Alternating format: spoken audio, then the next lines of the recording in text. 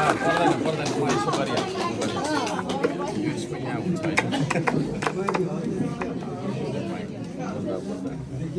ल धन्यवाद छ सबैजनालाई उपस्थित हुनुहुने सम्पूर्ण यहाँका स्थानीय सबैजना मैले मान्नुपर्ने बुवा दाजुभाइ छोरा दिदी बहिनी सबैजना पत्रकारहरू पनि हुनुहुन्छ जस्तो लाग्यो हामी अहिले एउटा अभियानमा छौँ चेतना फैलाउने अभियानमा छौँ यो श्रम संस्कृति भनेको त्यो हो होइन यो कुनै एउटा पार्टी भन्दा पनि विशेष गरी चाहिँ यो चाहिँ एउटा अभियान हो जुन अभियानले चेतनाको कुरा गर्छ पसिनाको कुरा गर्छ र यहाँ आज तपाईँहरूले अफिस बनाउनु भएको रहेछ स्थापना यो गर्नुभएको अफिसको उद्घाटन पनि गरियो आज र यहाँ सबैजनालाई यो शिव 87 नगरपालिका यो चाहिँ नि के अरे झिल्जिले वडा नम्बर 8 को झिल्जिले को यो चाहिँ नि अफिस पनि उद्घाटन गर्न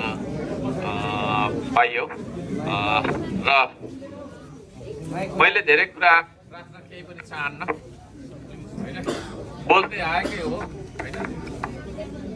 आएकै हो त्यसो भएको कारणले अब धेरै कुराहरू मैले राख्न चाहिँ आधैमा दिनुहोस् हजुर आधैमा दिनुहोस् धन्यवाद र यो अफिस स्थापना गर्नका लागि जो जतिले जस्तो सहयोग गर्नुभएको छ सबैजनालाई म धन्यवाद दिन चाहन्छु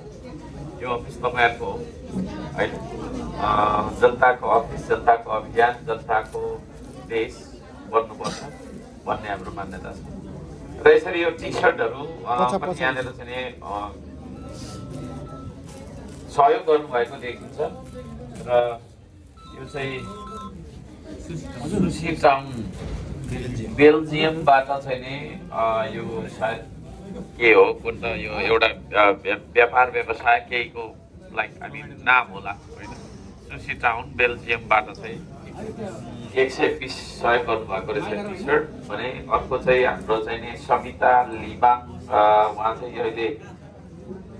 इजरायलमा हुनुहुँदो रहेछ सुनसरीको इटलीको हुनुहुँदो रहेछ हाम्रो म्याम उहाँलाई पनि धन्यवाद दिन चाहन्छु उहाँले पनि 100 थान चाहिँ टी सर्ट उपलब्ध गराउनु भएको भन्ने जानकारी प्राप्त भएको छ सबैजनालाई धन्यवाद दिन चाहन्छु है अरू केही पनि छैन मेरो कुरा त्यही जति भन्नु छ पर बिर्तामठमा भन्नु पर्यो है ल धन्यवाद छ र टेबल भन्नाले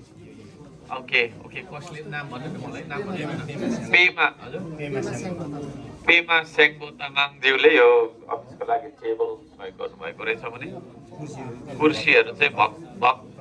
भक्त थापा मगरले सहयोग गर्नुभएको रहेछ उहाँहरू सबैजनालाई धन्यवाद दिन चाहन्छु यो देशलाई तपाईँहरूको सहयोगको खाँचो छ व्यक्तिलाई होइन कुनै पनि व्यक्तिलाई कसैको खाँचो छैन सहयोगको तर यो देश बनाउने कुरामा सबैको खाँचो भएको कारणले सहयोगहरू गरिराख्नु भएको छ र मैले यति भन्न चाहेँ धन्यवाद छ नमस्कार सबैको जय है